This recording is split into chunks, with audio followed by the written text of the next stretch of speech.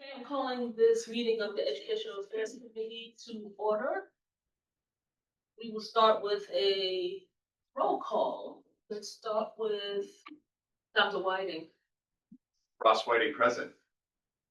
Leah Mulhern present. Dan Schultz present. Mia Blitzstein present. Jennifer Lemon present. And Robyn Murphy present. May I have a motion to approve the minutes from our previous meeting? So moved. Dan Schultz. Second, Mia Blitzstein. All in favor, say aye. Aye. Any opposed, say nay. Okay, thank you very much. We will now turn the meeting over to Dr. Savage. Good evening, everyone, and welcome to our first Educational Affairs Committee meeting for the 25-26 school year.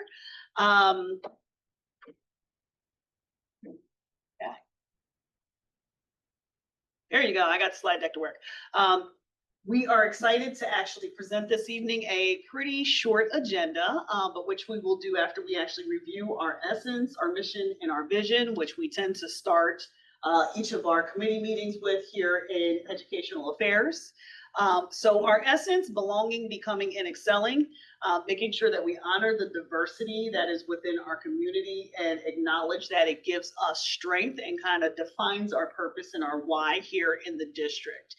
This is a place where we want all students to feel as though they belong, as well as all of our families and our community members as well, and where we want all stakeholders to become the greatest versions of themselves. Our mission here in the Cheltenham School District is to make sure that we're providing the inspiration and the resources that every student needs to achieve their academic excellence and to pursue their highest potential. And we do that by making sure that we're creating equitable and inclusive communities and environments for our kids that foster social and emotional well-being and all levels of passion for learning. Our vision is belonging, engaging, and seeking justice. We are a community where we think that it is necessary for all students to know that they belong, that they are taught to advocate for themselves and for others, and where we want to make sure that they are engaged in their academic pursuits and in intellectual engagement in the classroom as well. So our agenda for this evening is actually a shorter one, and our agendas are based upon our current strategic plan, which we are in the third year of. But our agenda for the evening actually is a presentation of all of the topics and the items that we will discuss over the course of the 25-26 school year, as well as an introduction to the instructional framework and the district assessment philosophy, which we have been working on over the past year, and which is now available on the district's website. And last but not least, our Title I presentation, which we provide every September to the board so that the board understands where we are in terms of our federal program award and expenditure. So assisting me today is Ms. Charlene Collins, who is sitting at the back. She'll be next for the later part. So first, we're going to cover our topics for the school year. And very similar to last year, our topics are aligned with some of the natural cadences of the school year, including, board policies and when board policies require us to share information with the board, but also compliance requirements as presented by the Pennsylvania Department of Education and in some cases by federal guidelines. And then just the natural cycle of like where we are in the school year and aligned with also the school events calendar, our assessment calendar, all of the things that happen over the year that we have already scheduled out.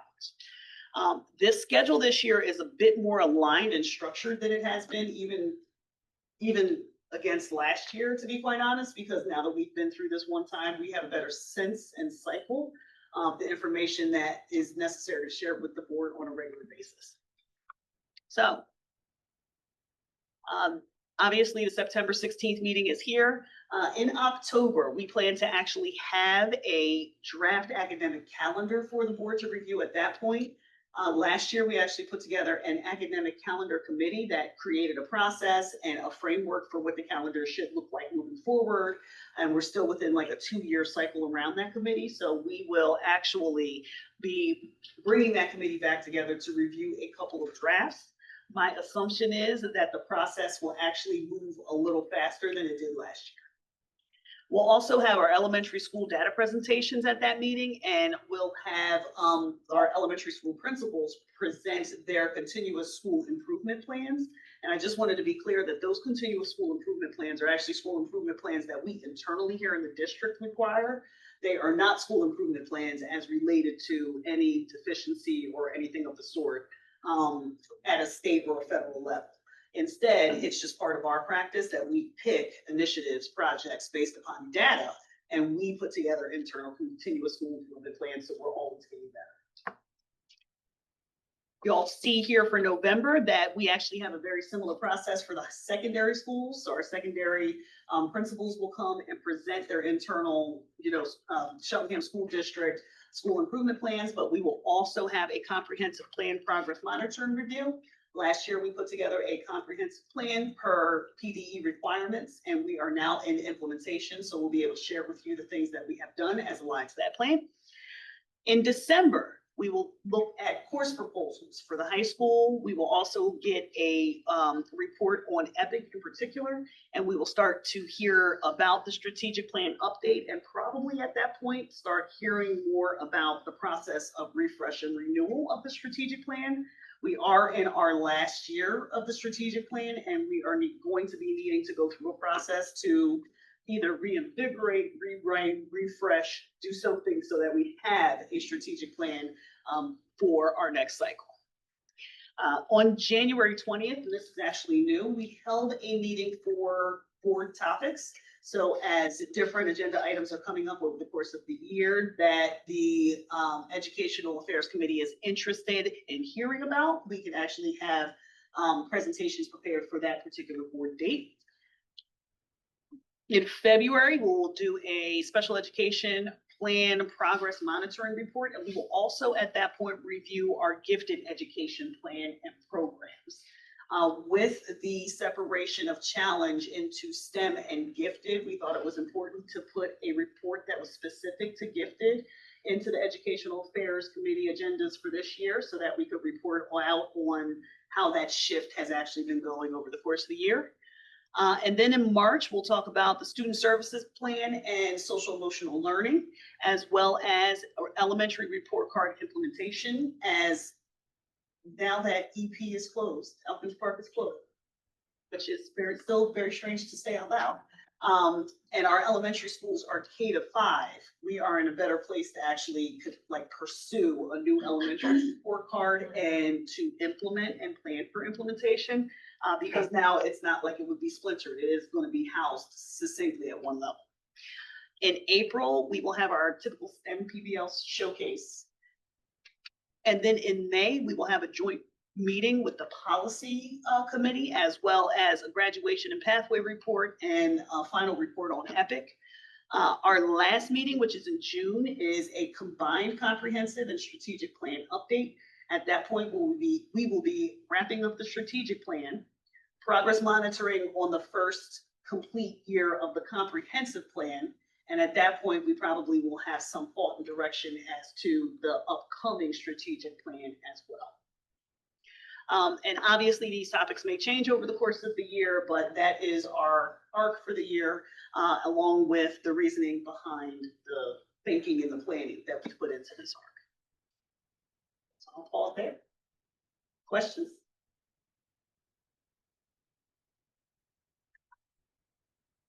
All right. One brief comment. Just for my colleagues, I did re-email the survey to complete for the hold in the calendar. Please see that. That's it. Do you have any questions? I'll mark my calendar for the elementary presentation. Thank you, Principal Taylor. Indeed, I'm going to need you for those. So next, here, I'm gonna move this out of the way.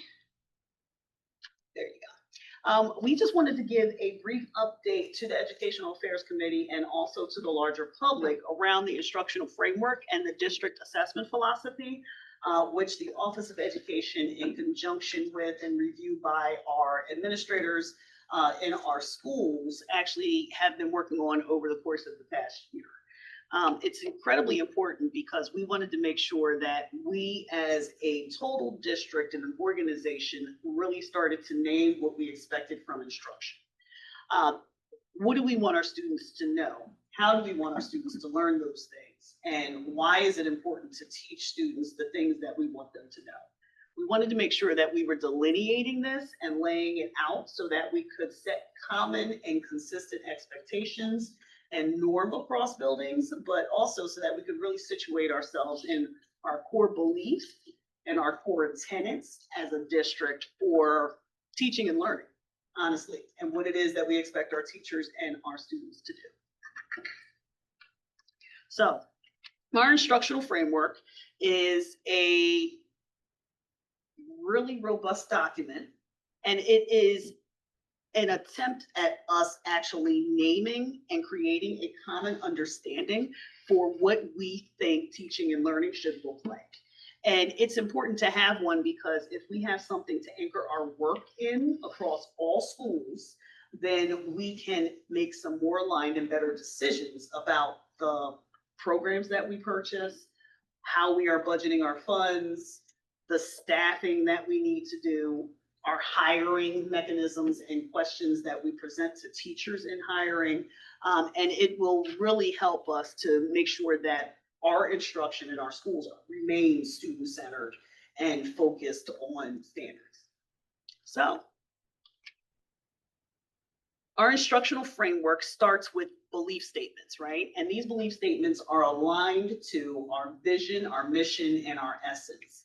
And they really speak about what we believe for our students, right? The first thing is that we believe all students can achieve academic success. And the idea that all of our students, given the appropriate scaffolds, differentiated instructions, access to general education, can achieve success. We believe that all students will find success as defined by our portrait of a graduate. And we are actually in the last throes of the portrait of a graduate process. We have worked through this process over the past year, first actually forming a committee that came up with core competencies. We have now confirmed those core competencies and collected through some surveys and also some focus groups commentary around those competencies. And the next step for us in November is we plan to have a larger community gathering so that we can actually collect external stakeholder feedback around these core competencies. The idea is that we will finalize our portrait of a graduate in spring of next year so that we can actually create all of the materials necessary for marketing and also begin to utilize it as we are threading it through our instructional practices here in the district. We believe that all students belong in inclusive and engaging learning environments. And I think that that one is a very important one because when you walk into a classroom, what would you expect to see? Do you expect to see students sitting, singularly behind desks that are lined up in rows with their heads buried in worksheets? And if that's what you expect, would you call that engagement? This is an attempt for us to make sure that we include all students in our learning environments and that we recraft and re-envision what it looks like for students to be engaged in their own learning. And we are in a process this year of norming that through instructional rounds, supporting our teachers with learning around the Danielson clusters and really giving people freedom to explore, to give children voice in the classroom. And we also believe that all students deserve and should advocate for justice. We want to make sure that our students have the ability to advocate for themselves, to advocate for others, but that also we as adults are looking for more than just compliance. And I think that's really important because sometimes we want kids to just follow the directions and sit down and sit still. But honestly, we need to equip our students to advocate for themselves, be able to have these respectful conversations, to be able to voice their concerns in respectful ways, And also to be able to name when they are uncomfortable or when they have not consented to things. It's really important for us to acknowledge that our kids are adult. Well, our kids are going to be adults, but at the base of all of this, kids are human beings. And we have to empower them to have some of those humanistic skill sets that we expect adults to have as well. So I'll pause there. Any questions about the belief statements?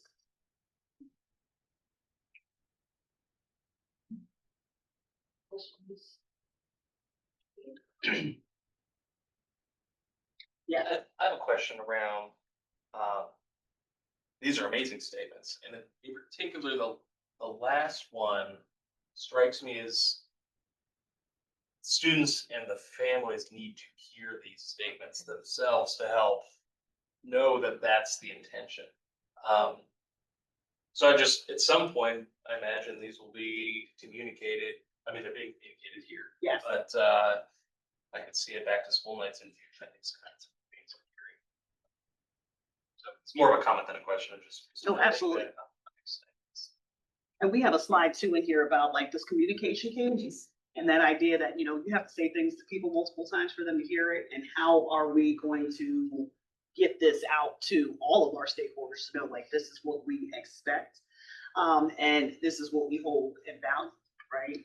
So there is additional work that is going to be done around this now that it's been established.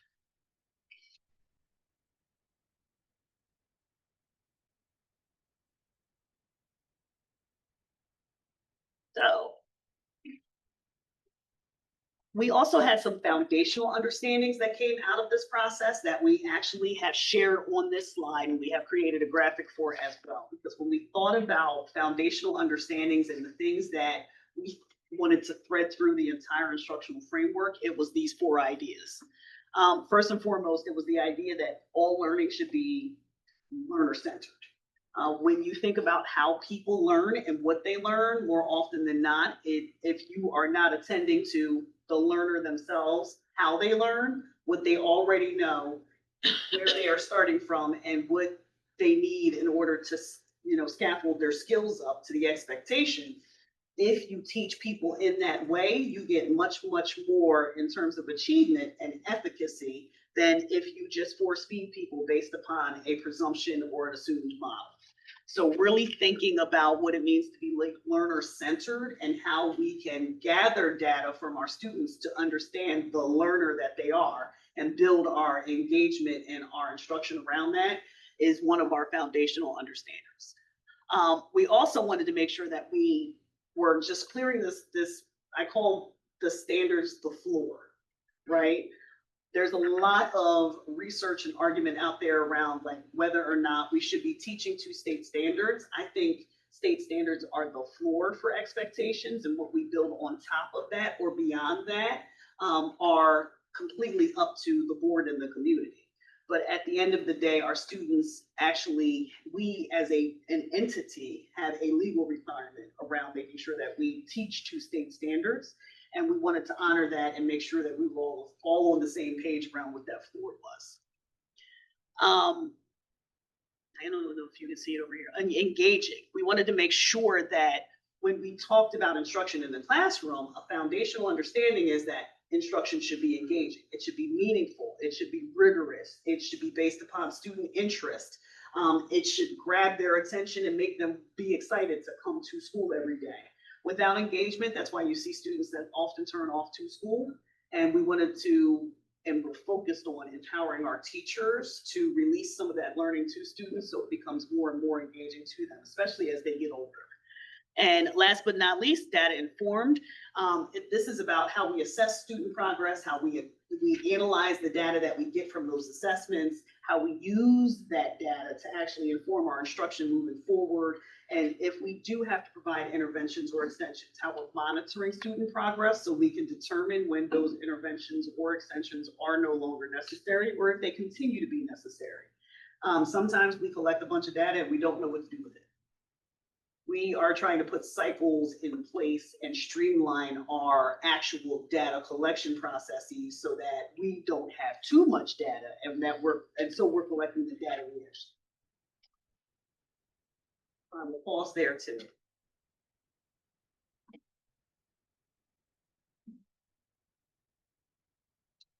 Question? All right. So last but not least is the district assessment philosophy.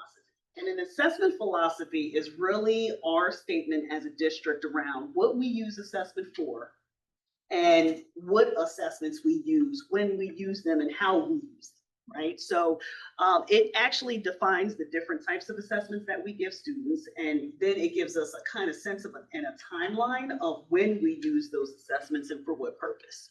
So we have a district assessment philosophy, and we also have a district assessment calendar. Both are available on our website. But the district assessment philosophy, I wanted to go through in detail first and just kind of explain how this is set up, because in this top paragraph, we kind of delineated the definitions, like what is a screener? What is a formative assessment? Who takes what? And then we named in these tables that are in the rest of the document, the actual screener, the diagnostic assessment, the intervention program, the formative assessment, and then our locally designed summative assessments for each grade band. And we have aligned it to the new reconfiguration of the school district. So what assessment and programs do we use? You see we have a K-5 band, we have a 6-8 band, and down here we have a 9th through 12th grade band. And I will use 9th through 12th grade as the example here. In 9th through 12th grade, we actually use FastBridge as our universal screener, but we only use it up through certain points, because at the high school, students may start in the 9th grade taking very similar courses, but in the 10th grade, you see this splintering out where kids begin to explore all of their different interests. So our FastBridge screeners are actually given to our 9th grade students in particular in math and reading, up through certain breakpoints in terms of the end course that they take. Our diagnostic tests are necessary when we have students who have taken FastBridge and have demonstrated through FastBridge that they need additional support. Whether that is that they are on or beyond grade level and they need some level of extension, or whether they are below grade level and they need some support and intervention. The diagnostic will then tell us what exactly in detailed information that skill deficit is. So for example, if you get I'll say low risk in math on the 9th grade FastBridge math screener, you will then take a resource-based diagnostic so that we can determine what skill deficits you have in math as related to algebra, because that's typically what our 9th grade students take. And then from there, once we know what your skill deficit is, we can build some level of intervention program for you. So for our students in 9th through 12th grade, now we have Alex, which is part of our new high quality instructional materials, and it's aligned to review. And the students would be given another diagnostic test in Alex, which would then build them a series of lessons that they would move through to kind of help them remediate that skill deficit. And then the formative assessments, these are the things more so that teachers use in the classroom to monitor whether or not the student is understanding what is taught day to day. And it's things like homework and exit slips and classwork. And there is a clear difference between grading for completion, which means that a teacher is looking just to see if it's done, versus grading for mastery, where a teacher might look at one particular question and say, did you get it right? Show me your work so I can understand your thinking. And if you didn't get it right, because you've shown me your work, I can see where your mistake was and help you with that mistake. That's a very specific skill set we're building in teachers now. And then when we say locally designed summative assessment, that is different than a formative assessment. Formative assessment is what you see day to day. Summative assessment is your end of unit test, your chapter test, that test your kid might take once every quarter as a midterm or as a final, for example. And then last but not least, high stakes summative tests. What are those end of course or end of high school career tests that students take all the time that are really high stakes for them? The Keystone test. If you take a Keystone and you pass all 3 of the Keystones, you don't have to do anything and you're guaranteed to, kind of graduate according to the graduation requirements under Act 158. If you struggle with the Keystones, then there's other pathways, but it becomes additional things that you need to do, right? SAT, ACT, and then AP exams are other examples of things that are like end of capstone courses in 11th and 12th grade usually, where we see students are taking those high stake tests. So our philosophy is laid out here by grade band and definition, so our teachers are clear and our community is clear around like who's taking what when and why. Further here, this is the when do we give assessments and or programs. So this is the general in terms of the assessment calendar and the cycles over the course of a school year that you will see us giving these different assessments.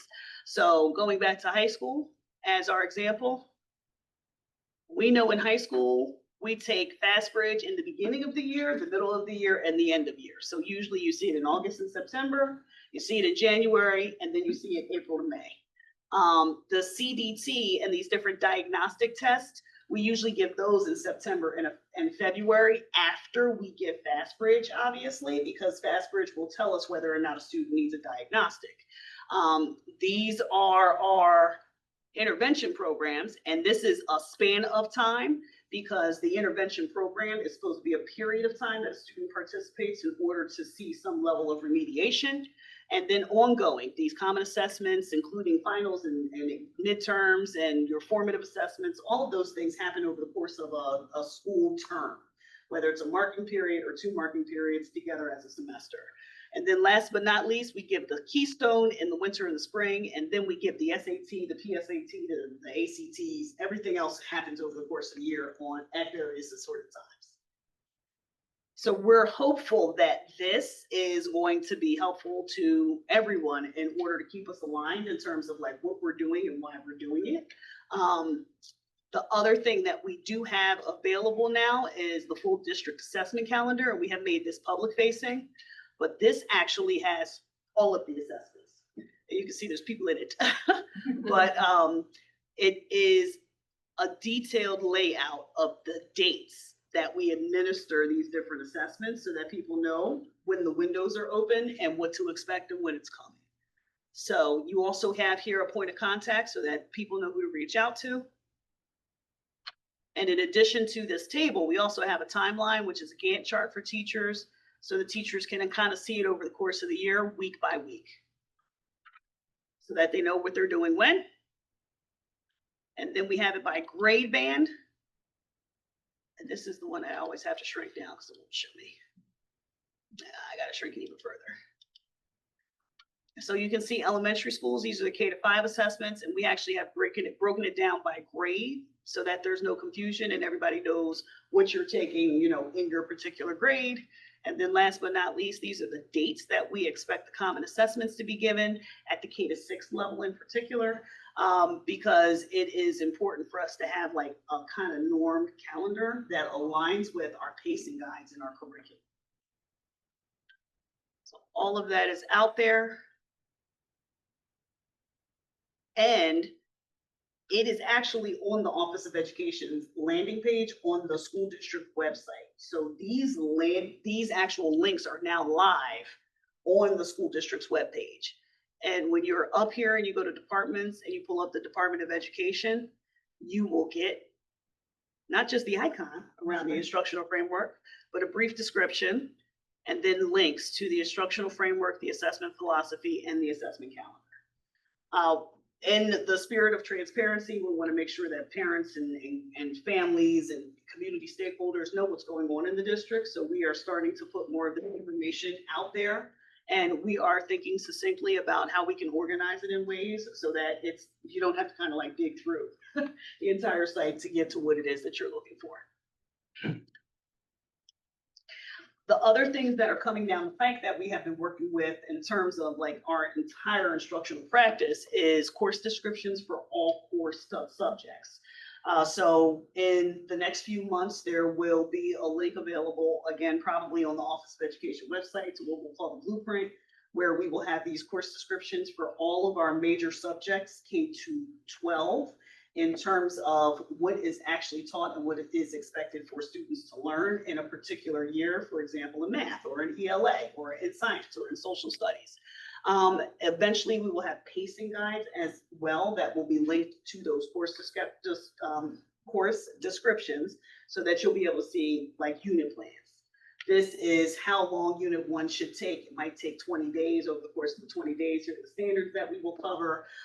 And within those standards, you might see that these standards are bundled together for week 1. These standards are bundled for week 2, so on and so forth.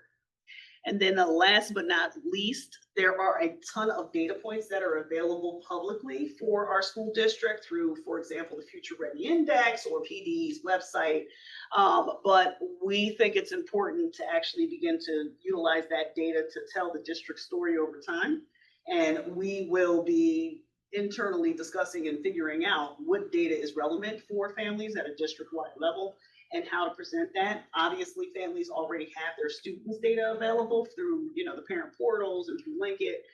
But this is more about our aggregated district data and how we're presenting that as well.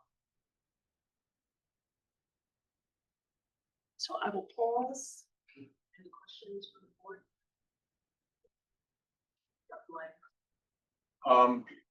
Knowing that we are all in some ways emissaries for the dissemination of this information, what are the key things you would like the public to know when we talk about the instructional framework? When I go and I see a parent and they say, hey, I'm curious, like what's happening in math? What are the things, what can I point them to here that's going to help them orient? I'm thinking about, this increases the transparency of our kids' educational experiences pretty significantly. We want them to do what with this information? I think part of it is for awareness, right? Right. Because, you guys know I have an 8-year-old as well. Sometimes he comes home and he says, hey, I had a math test today. I'm like, oh yeah? I had no idea, right? I can't help you study for it. I don't know what the math test is about, right?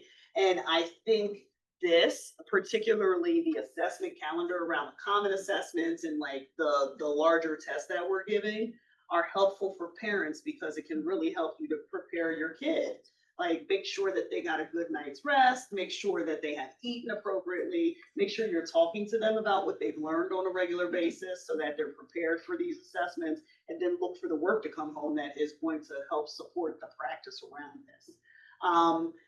Especially around the common assessments, because the kids all take those common assessments. I think the other thing that's going to be really important, and you'll see it more when we have course descriptions, and it's so funny because that Principal Taylor is here. He and I were talking about this today.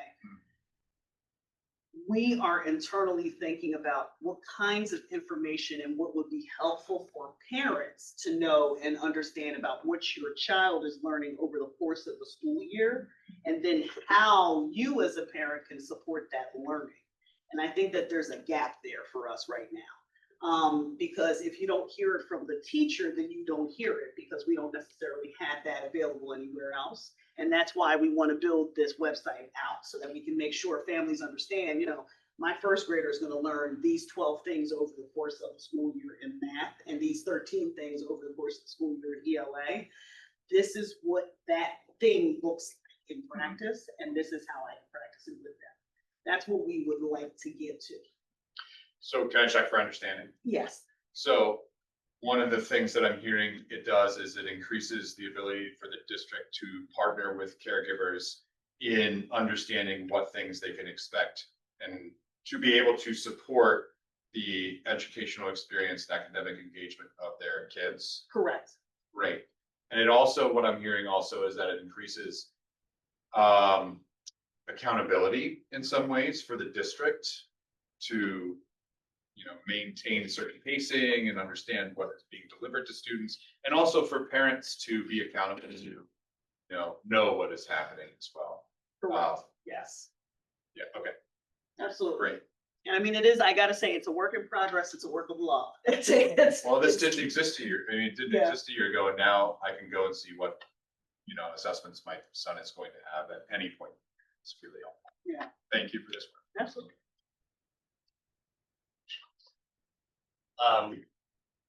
Thank you for this. On the assessment calendar, Mhm.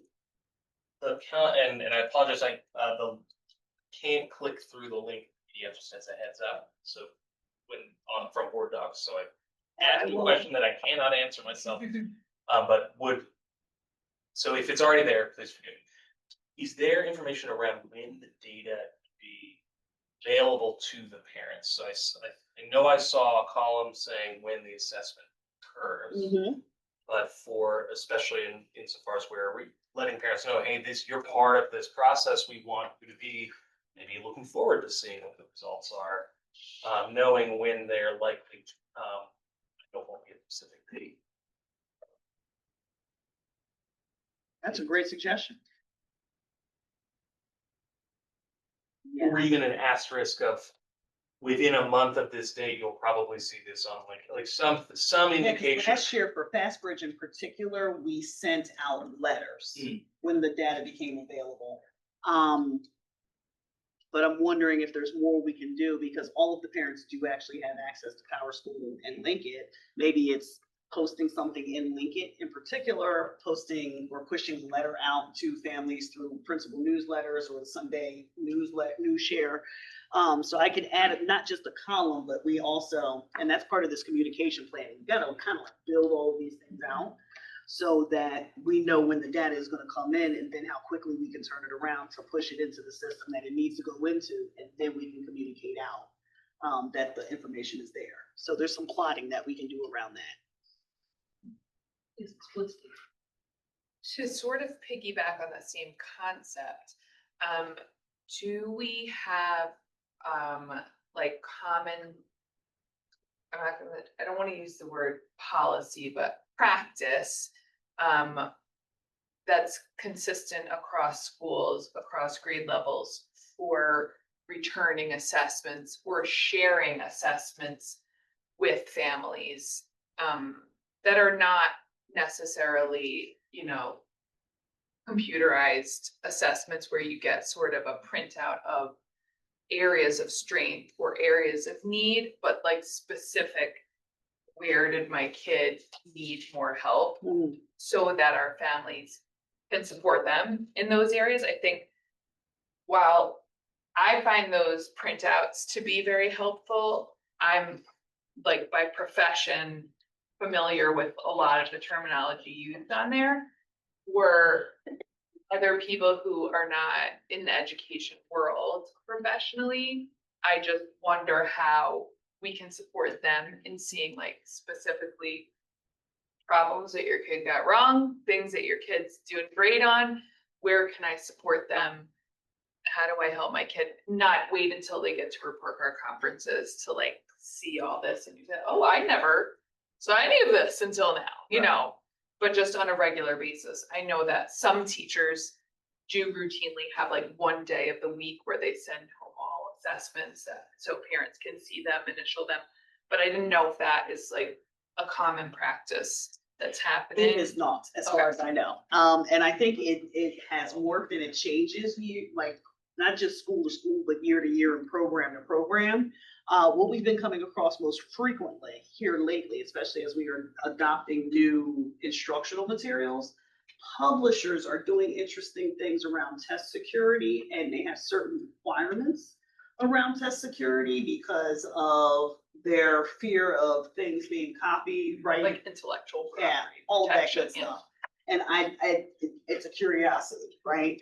I totally agree that I think parents need to understand not just where the skill deficit is, but what that looks like, right? Because if I tell a family, hey, your kid is struggling with main idea, but I can't describe what that means, there's no way a parent's going to be able to help them, right?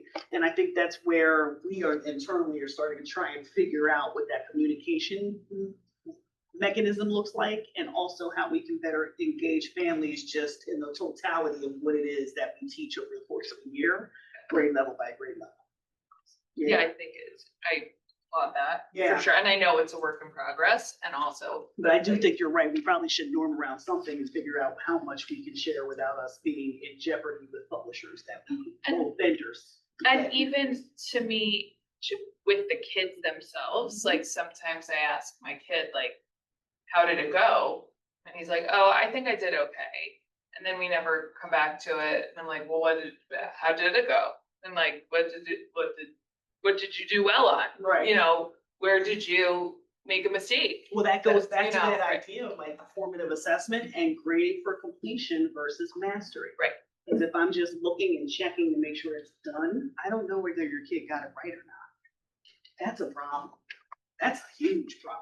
And if the kid doesn't know The kid- either, what was the point of the practice for that, right? That like feedback is really an important element of the assessments.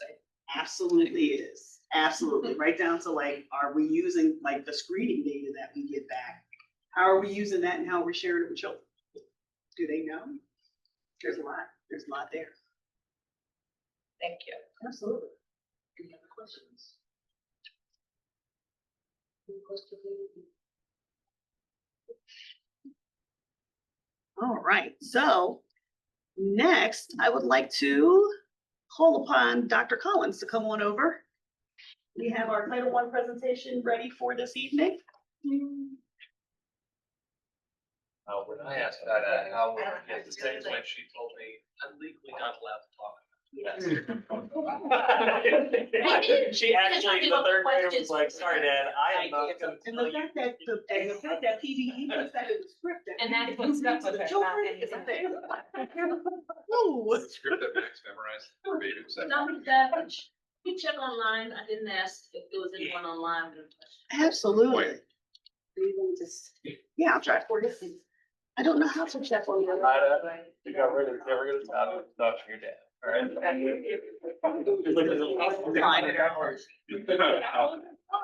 I found the person.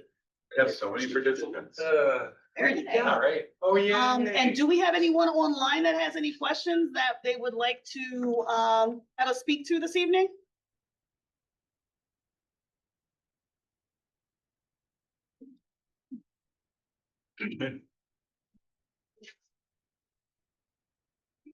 Right.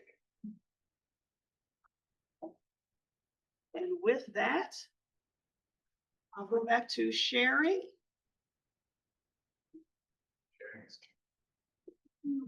How do I reduce this? There you go. Sharing the PSSA question. Oh, I have to go back here, right? And then I have to flash up. Just raising the mini maxes. Question. Awesome. All right. Good evening, everyone. Good evening. Tonight I will present our federal program submission for the 2025-2026 school year. As you all know, annually we apply for federal funding in the areas of Title I for improving academic achievement of the disadvantaged. Title II, preparing, training, recruiting high-quality teachers and principals. Title III, language instruction for English learners, EL, and our immigrant students, which you'll see the abbreviation IMM. And Title IV, student support and academic enrichment.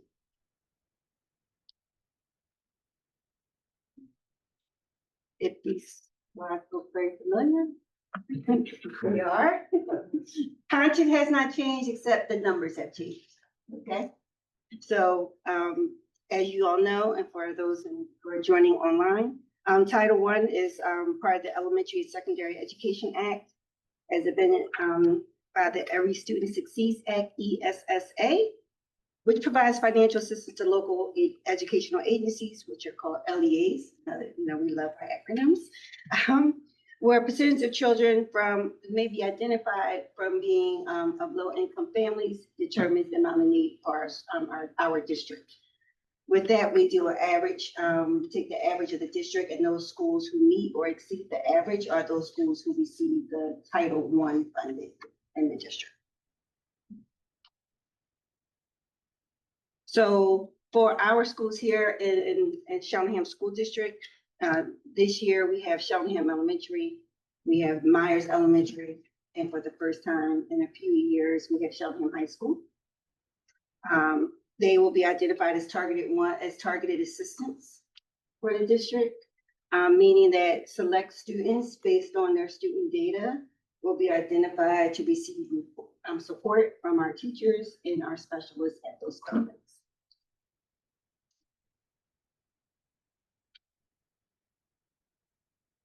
The goal of the program obviously is to help provide some accelerated learning for our students who are currently performing below the standard and helping them meet the standards and access the current grade level standardized curriculum.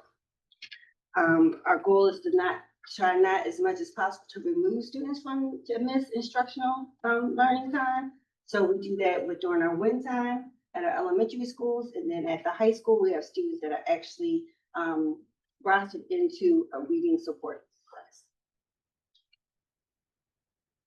Their data is reviewed ongoing, as you all saw with our analysis of data throughout the school year, but in addition, another set of eyes are placed on those students' data based by the specialists as well, in conjunction and collaboration, conversations with their parents and building administrators, just to ensure that we are meeting the students' needs. Our plan is reviewed annually, so at each building, they will host parent meetings to engage parents and to review progress and to discuss. So for the high school, for the first time this year, they will have a meeting where they will invite parents of students participating and discuss how their plan of action will meet the needs of their students. And meetings again in the spring as well to review and to determine anything we may need to change for next year. So our funds, and Josh and I have this conversation regularly, we can supplement, not supplant. So we have to be very careful with how do we utilize Title I funds, and they have listed, as you know, the federal programs with a long list of allowable expenses, and they make it very clear as what's not allowable. So we just ensure that we follow the guidelines so that we do not have to worry about any sanctions.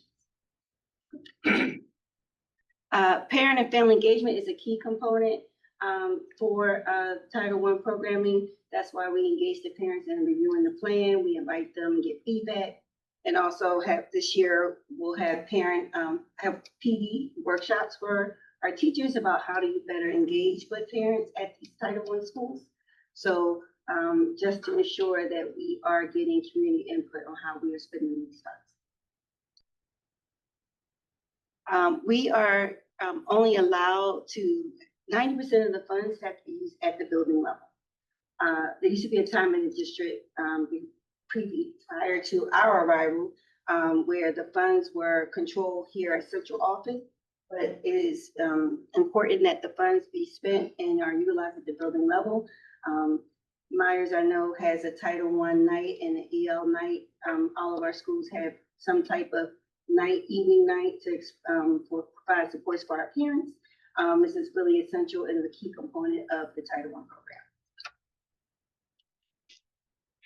So this year, our Title I allocation for this year is, as you can see on the screen, is $814,228, which is an increase of $63,638 from last year. Budget looks a little different this year. So a significant amount of the budget goes to the salaries of our reading and math specialists at Myers and Cheltenham Elementary, and then we have one reading specialist at Cheltenham High School. $24,000 for supplies. $72,000 we're bringing back the Beyond the Bell program, which is additional support for literacy and mathematics in ELL. So ELL is at all buildings, so that program will be available at all of our schools. But the additional literacy and mathematics enrichment will be specifically at our Title I buildings. Professional development for attendance at conference or workshops we would like to host for those particular staff members at the Title I schools.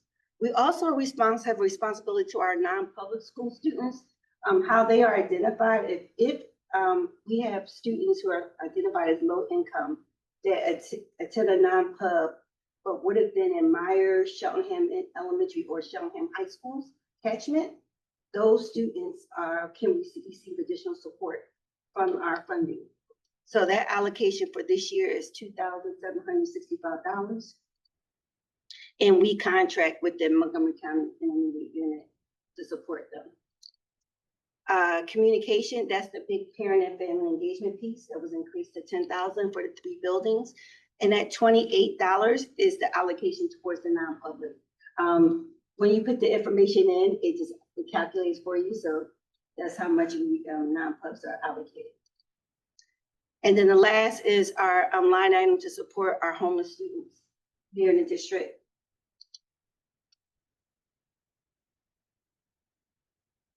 So Title II allocation is $135,252, which is an increase of $11,055 from last year.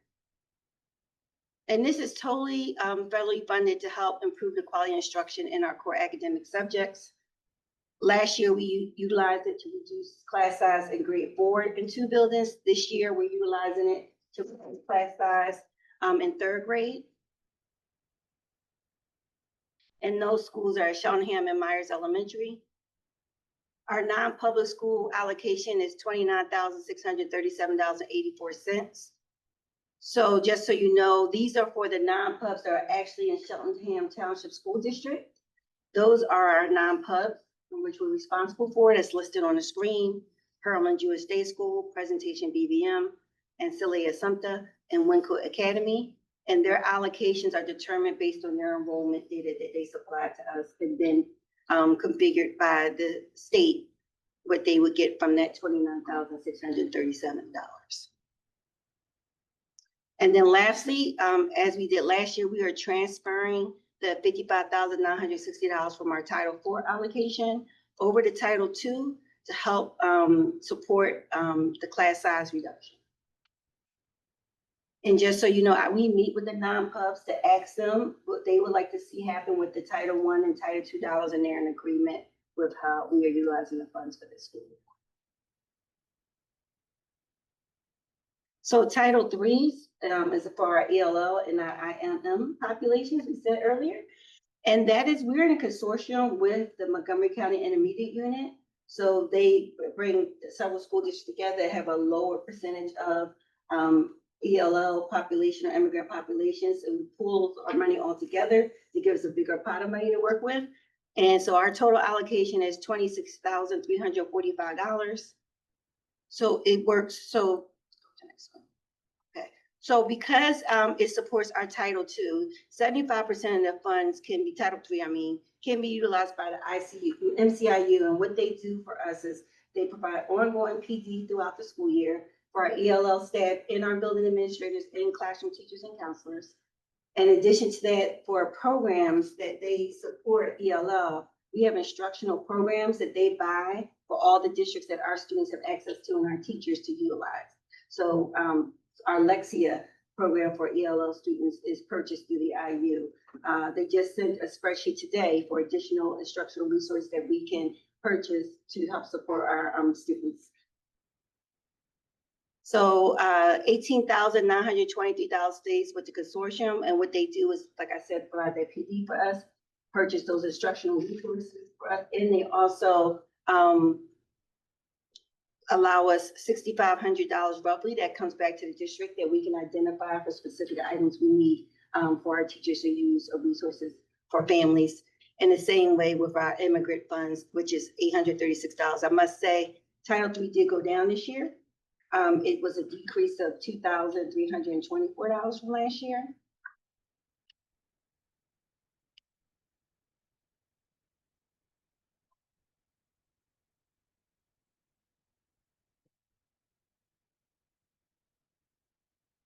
Title IV, as I stated earlier, we are transferring the Title IV funds, which were $55,960 over to Title II. However, that also was a decrease of $1,227. I know everyone heard in the media whether or not the title funds were going to be released. Initially, they told us we had all this money in the beginning of June. They took back everything except for our Title I funds. They released in July, early August, the Title II, III, and IV funds. So with that, Title II remained the same, but our 3 and 4 allocations did decrease. Title IV, we can use to, one thing about all the title grants, you can transfer money from one grant to the other. So the way the Title IV funds can be used, you have to kind of break it up in different categories. where we thought we get more benefits from utilizing it to reduce class size. So this is a copy of the slide that you saw from Title II. It's the same thing because we're going to take that Title IV to help support the classroom size reduction.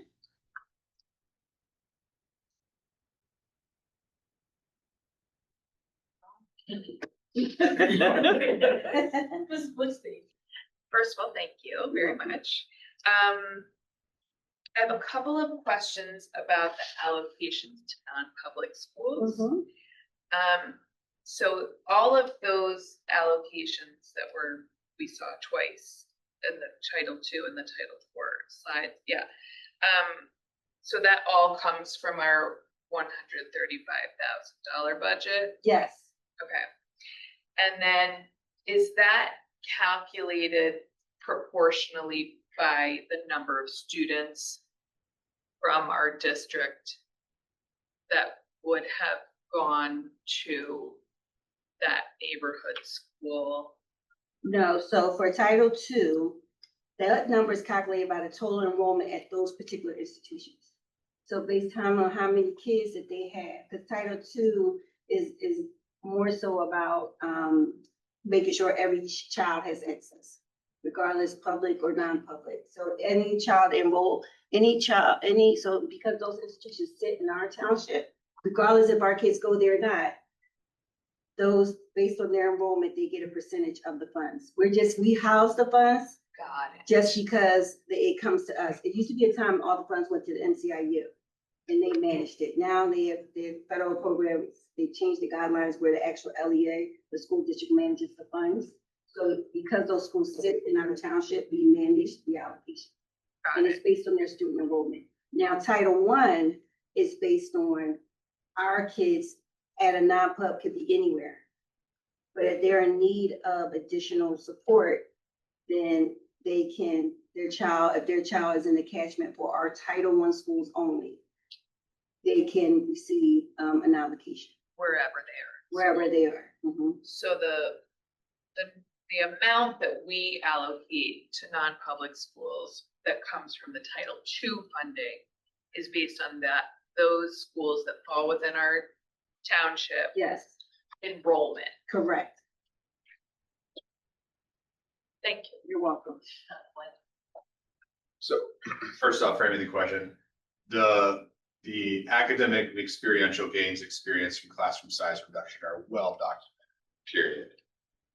Cheltenham and Myers Elementary School have classroom size reductions in third grade. Is that this funding is paying for third grade teachers to reduce class sizes in third grade within those schools? Checking for understanding. Yes. Great. Oh, All right. I don't know how to end this. Mr. Schultz, you have first. Okay, Ms. Robyn. Thank you for the presentation. Couple questions. First of all, how does Title I support interact with the MTSS process? Ooh, that's a great question. Yes, well, they're heavily involved with MTSS because the district has now created the qualifier of students that receive support. So at the higher tier 3, our reading specialists, math specialists will meet with those students more intensively, and then move down to tier 2 support based on level, based on our diagnostic score. So, And our reading specialists are part of the tier 3 and tier 2 supports. okay. And they can also work with kids who are not quote unquote Title I kids? Yes. Okay, that's what we were talking about. Okay, Correct. all right. Got it. And what I just pulled up here is the actual intervention grid that we have and is actually linked in the district assessment philosophy. Because what we have been doing is actually collecting up the interventions that we have purchased for use across the district for tier 2 and tier 3.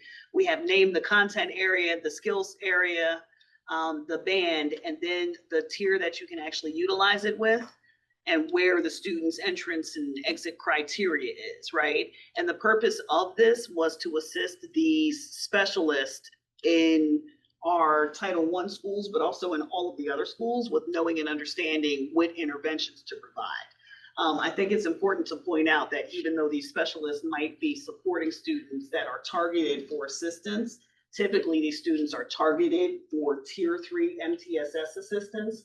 And I think the other part that we have to really explicitly say out loud is these specialists, even though their positions are funded by Title I funds, they are still school district employees. So if the funds disappear, we still have to maintain them or furlough them because they are actually part of CEA and they are our employees. So they assist us in meeting the requirements of title because of the funding stream. But they can serve not just the students that are designated, but other students as well, because they're our employees and we supplement their salaries. Thank you. That was Absolutely. what I was hoping you would say all that again. I don't prepared repeating, actually. Yeah. So thank you. Also was wondering about the reading specialist at the high school who's funded by Title I funds, or am I right? Yes. Yeah.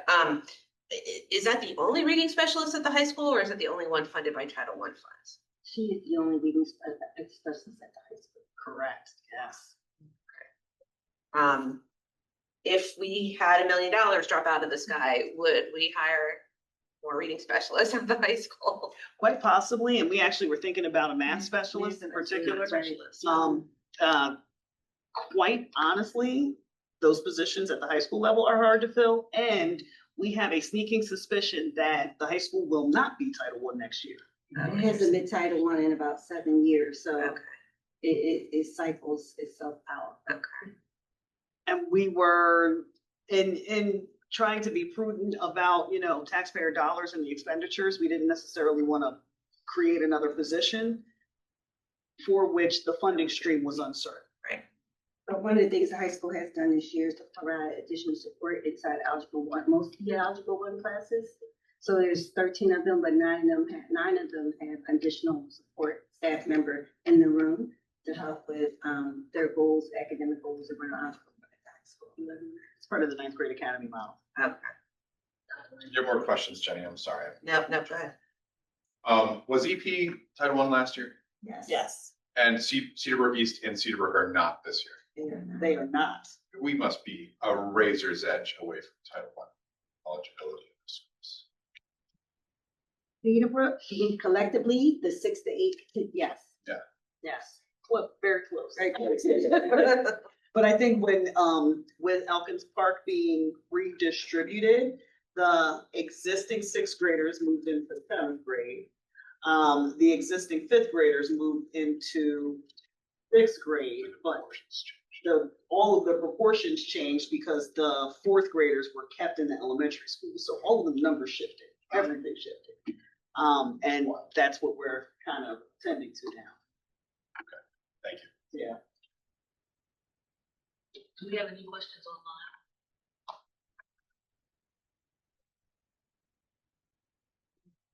Do we have any questions online? Wow. Okay, well, we check that. Ms. Yeoman? Sorry, the more just of a observation or a statement. I appreciate, I know this was, highlighted last year in the past couple of years, but actually calling out the parent and family engagement portion of Title I think is really important because there's a lot that can be done there if, folks are so inclined. And I think